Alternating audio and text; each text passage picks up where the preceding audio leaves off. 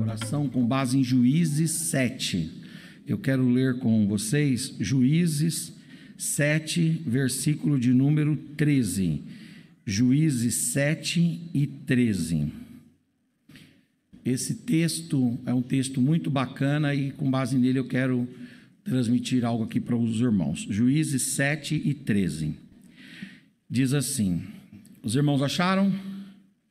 Chegando, pois, Gideão, eis que estavam contando um homem ao seu companheiro um sonho, e dizia: eis que eu tive um sonho, eis que um pão de cevada torrado rodava pelo arraial dos midianitas e chegava até a tenda, e a feriu, e caiu, e transtornou de cima para baixo, e as tendas ficaram caídas. Amém e amém. Esta passagem retrata o quarto teste que o duvidoso Gideão fez com Deus. O Gideão, ele tinha uma fé cambaleante, uma fé trôpega. A fé do Gideão não era uma fé muito sólida. E ele ficava fazendo testes com Deus para confirmar se Deus iria de fato e de verdade dar a Israel sobre os midianitas vitória. E ao longo da história de Gideão, nós pegamos pelo menos 4 testes que ele faz com Deus. O primeiro teste que ele faz com Deus é logo na sua chamada, lá em Juízes 6, 11 em diante, quando ele fala para o anjo: se Deus for comigo, e se Deus de fato vai dar vitória a Israel sobre os midianitas, então eu quero que você me prove isso. E qual é a forma de você provar isso? Você vai ficar aqui e eu vou lá dentro preparar um holocausto. E o tempo de preparo do holocausto você vai permanecer aqui. O Gideão foi, demorou um tempo para preparar o holocausto e depois ele retornou para junto da pedra de Ofra e lá ele encontrou o anjo. O anjo estava ali aguardando. O anjo tocou com um cajado naquele holocausto, o holocausto pegou fogo, e aí então Deus recebeu aquele sacrifício e Gideão teve o seu primeiro teste com Deus satisfeito. Mas o Gideão não se convencia facilmente, então o Gideão fez um segundo teste. Ele colocou um novelo de lã na eira, que é no quintal, no terreno, de noite, e fez um teste, disse: se o Senhor vai ser realmente comigo, e o Senhor vai dar vitória para Israel sobre os midianitas, eu quero fazer um segundo teste com o Senhor. Deus disse: tá bom, qual é o teste? Eu quero que o novelo de lã esteja úmido, molhado, encharcado, mas a terra ao redor e embaixo esteja seca, amanhã de manhã. O Gideão foi dormir, no dia seguinte, a terra estava sequíssima, rachando, quente até, e o novelo estava encharcado. O Gideão ouviu de novo Deus dizendo: eu vou ser com você e eu vou dar vitória sobre os midianitas. Mas o Gideão não se satisfez. O Gideão era relutante, era um camarada parecido com cada um de nós. Olha no espelho da Bíblia, como diz Tiago 1,23, a gente deve olhar para a Bíblia como um espelho, porque ela nos reflete, a gente se vê ali. E o Gideão relutante fez um terceiro teste. Disse: Senhor, eu não me convenci disso não. Pode ser que algum animal urinou nesse novelo e ele está molhado. Mas vamos fazer um teste aqui. Qual é o teste? O teste é o seguinte: agora eu quero toda a terra embaixo e ao redor úmida, lama pura, mas o novelo sequíssimo. E aí o Gideão foi dormir. No terceiro momento que ele vai dormir, acorda e Deus fala para ele: vai lá fora. Quando ele chega lá, o novelo está sequíssimo e a terra está uma lama só. E aí Deus fala: e aí, Gideão, e agora? Agora você se convenceu que eu vou ser com você e que eu vou dar vitória sobre os midianitas? E o Gideão disse: não, ainda tem mais uma prova, eu não estou satisfeito ainda. E ele então faz um quarto teste com Deus. E esse quarto teste é o seguinte: ele diz: olha, eu vou descer lá no arraial dos midianitas. Quando eu chegar lá no arraial dos midianitas, eu quero que o Senhor me mostre, através dos midianitas, que eles mesmos têm consciência de que vão cair diante dos hebreus. Eu quero que o Senhor, lá na concentração deles, faça-os confessar que eles sabem que eles vão perder para nós na guerra. E aí vai o Gideão e um servo dele chamado Purá, e eles entram lá no arraial dos midianitas, e de forma sorrateira eles ficam ouvindo a conversa de 2 soldados, sentinelas midianitas, que estão protegendo o arraial dos midianitas de um ataque surpresa de Israel. E qual que é a conversa entre os 2 soldados anônimos que aparecem ali? A conversa é que eles dizem: olha, um diz para o outro: eu tive um sonho essa noite. Um sonho, sim.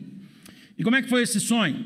Eu vi um pãozão, um pão de cevada torrado. Eu vi um pão bonito, muito bonito. E aquele pão bonito que eu vi, de cevada torrado, ele parecia um disco voador. Ele não falou OVNI naquela época, objeto voador não identificado, porque ele não tinha estudado ufologia, ele não conhecia essa nomenclatura ainda, esse acróstico ainda. Mas ele falou: eu vi uma espécie de um pão parecendo um disco voador. E aquele pão desceu no arraial dos midianitas, e aquele pão, ele ia de tenda em tenda dos midianitas, e ele ia derrubando as tendas dos midianitas. Derrubou todas as tendas ficaram todas no chão, o nosso exército foi desbaratado e o pão venceu. E aí o outro disse: e como é que você interpreta esse sonho? E o midianita interpretou para o outro, disse: esse sonho aí interpreta da seguinte forma: esse pão simboliza Israel.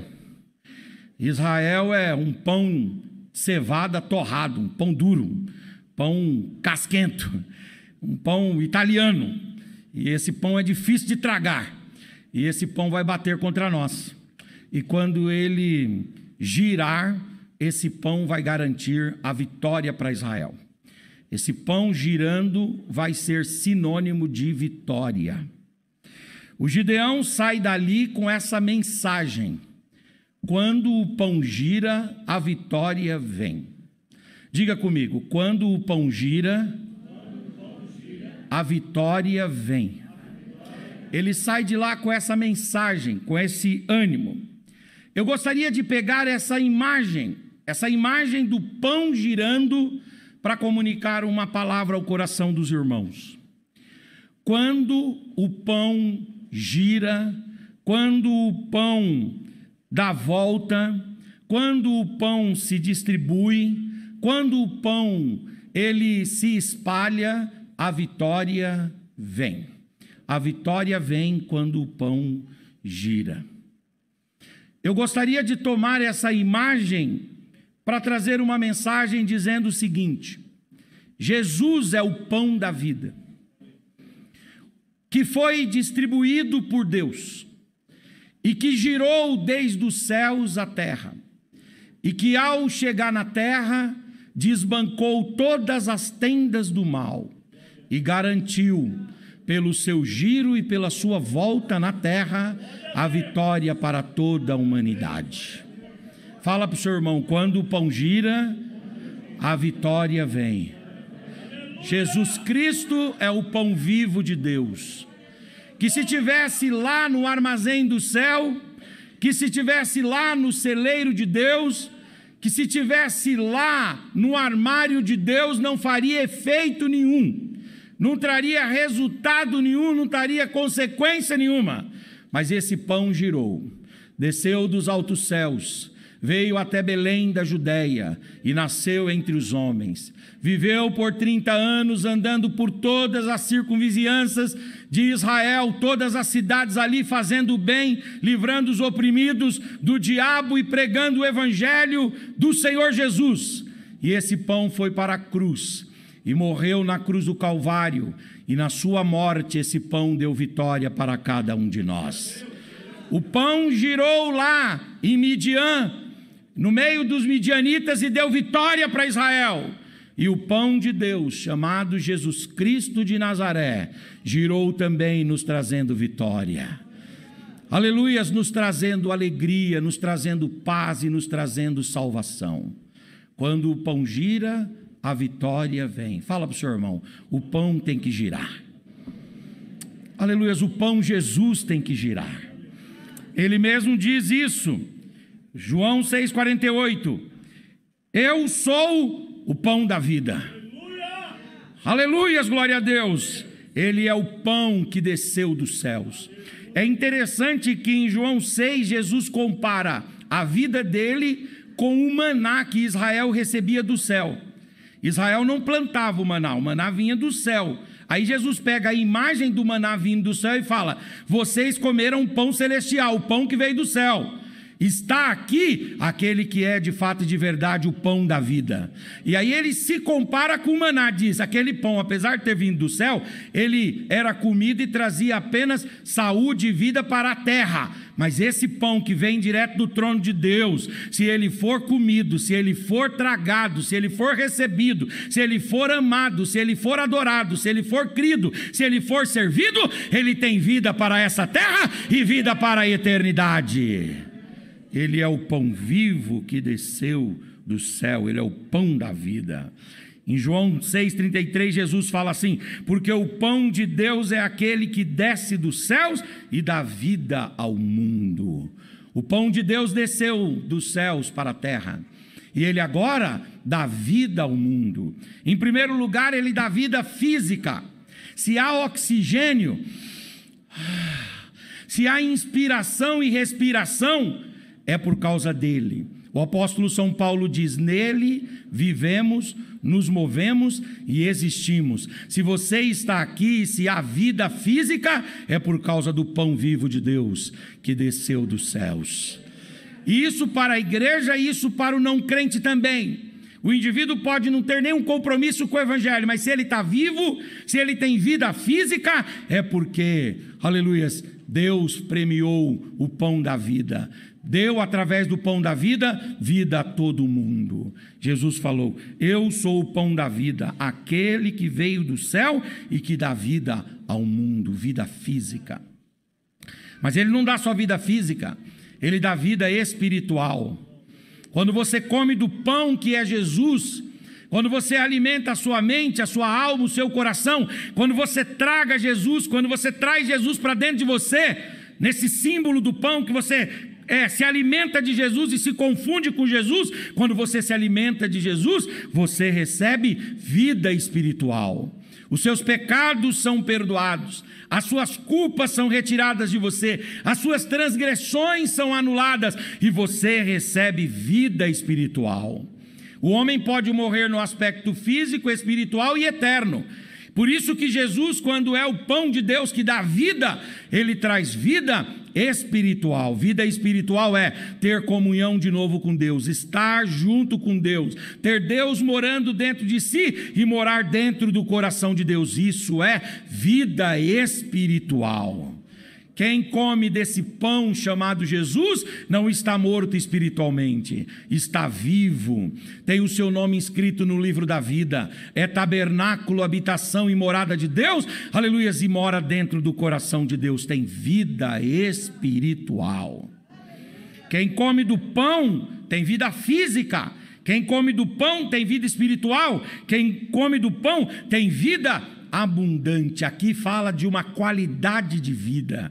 Aqui não está falando da extensão da vida, não está falando da vida no aspecto quantitativo, está falando da vida no aspecto qualitativo, da qualidade de vida, uma vida abundante, uma vida feliz, uma vida de alegria na alma, uma vida de paz, uma vida de segurança, uma vida de serenidade, uma vida de virtudes, uma vida de alento, uma vida de esperança, uma vida de encanto, uma vida cheia e tomada de abundância e de qualidade. qualidade. A qualidade não está naquilo que é periférico, a qualidade não está naquilo que é circunstancial, a qualidade está no interior, porque quem come do pão da vida recebe a vida abundante dentro de si. Se ele viver 5 anos, 10 anos, 80 anos, 100 anos, não importa, cada segundo é um segundo abundante. Levante a sua mão, Deus quer dar para você essa vida abundante.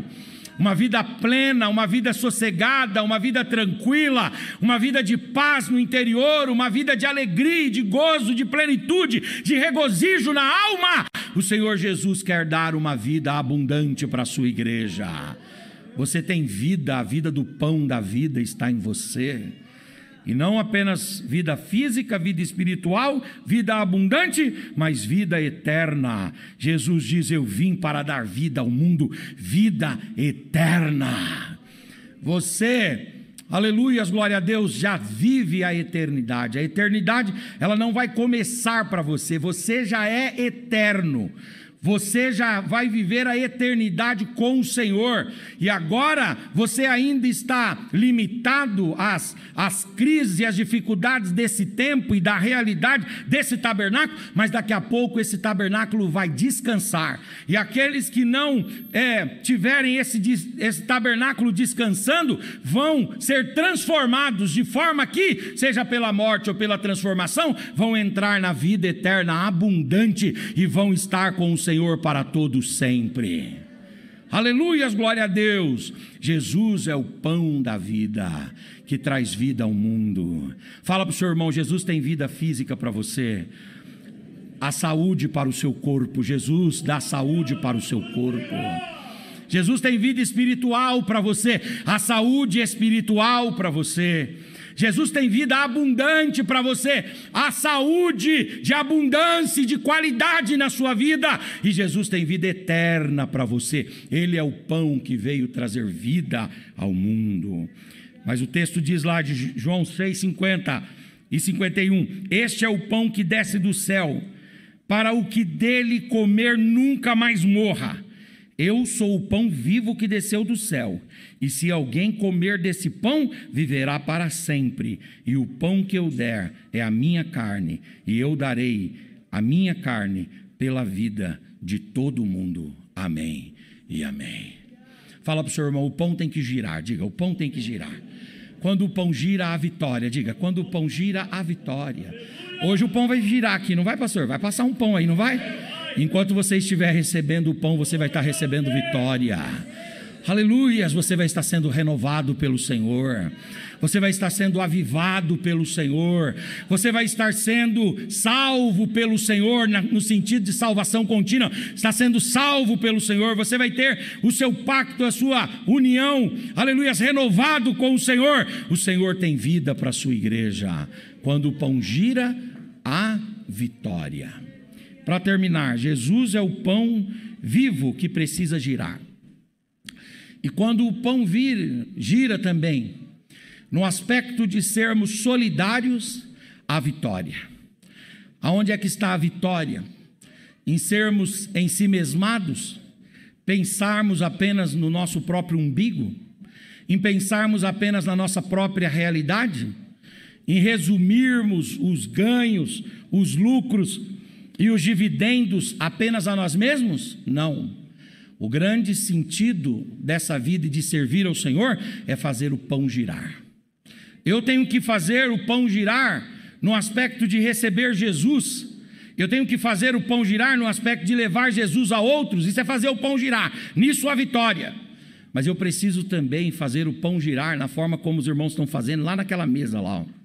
Aquela mesa ali, ó, ela é o que Gideão viu lá. O que está acontecendo ali? O pão está girando. O pão está saindo lá do seu armário. O pão está saindo lá do supermercado. O pão está saindo lá da sua conta bancária. O pão está saindo lá dos seus celeiros pessoais. E o pão está girando. E no giro do pão aqui a vitória. Muita gente vai comer daquela comida lá, sim ou não? Muita gente vai se alimentar ali. E quando aquela vitória ali, aquela bênção, aquela cesta, aquela provisão chegar para alguém, Deus vai estar dizendo assim: o pão está girando, e no giro do pão a vitória. Fala para o seu irmão, e quando o pão gira tem vitória. Diga para ele, então seja solidário. Não prende o pão não. Seja solidário. Divida. O que o Natal nos mostra? Dentre muitas verdades, a verdade de que devemos restaurar em nós, aleluia, a responsabilidade com a solidariedade. Seja solidário, faça alguma coisa pela sua família. Pastor, mas eu posso fazer muito pouco, mas o pouquinho que você pode fazer pode significar muito. Faça alguma coisa pela sua família, faça alguma coisa pelos irmãos da igreja. A Bíblia fala sempre para a gente ser solidário com os domésticos da fé. Seja solidário com os irmãos da igreja. Olhe aqui na igreja, toda a igreja tem os seus pobres, pastor Armando. Por mais que a gente queira que a igreja tenha uma qualidade, mas toda igreja tem os seus pobres, os seus carentes. E a Bíblia diz que não há demérito nenhum nisso, porque o rico e o pobre se encontraram e ambos a Deus que fez. Deus fez a ambos. Então olhe no cenário da sua igreja e identifique aqueles que são mais carentes, aqueles que são mais necessitados. Identifique aquele que não comeu um panetone, um chocotone ainda esse ano. Identifique aquele que não vai ter, que você sabe da realidade de vida dele, e que por ele mesmo ele não vai ter um Chester, ele não vai ter lá um pernil, um peru, ele não vai ter lá um tender lá na mesa dele. Talvez ele não tenha nem uma saladinha de maionese. A carne, talvez nem você mesmo vá ter, com esse preço exorbitante da carne. Mas é possível você se socorrer de outro lado, é possível socorrer de outras formas. Um franguinho assado, né? Um peixinho, eu não sei quanto está o preço do peixe, mas um peixinho, linguiça assada. Estou brincando, mas assim, olhe e faça o pão girar, porque é no giro do pão que tem vitória. Amém, queridos irmãos? Como é que Gideão identificou a vitória? Quando o pão girou. O pão girou e houve vitória. E ali ele não fez mais teste com Deus. Ali ele sossegou, ele tranquilizou-se, porque ele entendeu que quando o pão gira, há vitória. O pão Jesus girou, amém? A vitória para a sua alma, a vitória para a sua vida, a vitória espiritual para você, mas o pão também da solidariedade precisa girar. E isso está em nós, isso não está em Deus. Somos nós que temos que atender os necessitados da nossa família, nós que temos que atender os necessitados da nossa igreja, e se Deus nos der condições, daqueles que estão ao nosso redor. Amém, queridos irmãos?